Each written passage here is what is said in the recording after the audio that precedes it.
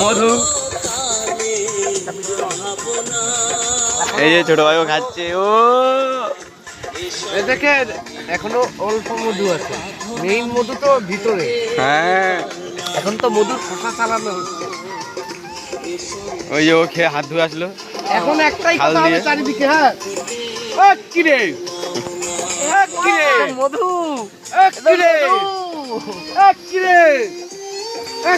মধু মধু এইরকম আম, এই যে গাছ পাকা আম, এরে বলে গাছ পাকা আম। খাইছে ওরা কোনোদিন? এরা খাইছে? আমি কি করে? আমি খাইছি। আরে আমরা বাদ দিয়ে ওরা খাইছে?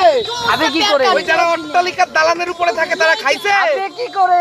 এইখানে তো আসতে গেলে এই হাতে লেখা থাকতে হবে না ইয়া খাওয়া। হ্যাঁ আরে ওরা টাকার বড় লোক, আমরা কিসের বড় লোক জানিস?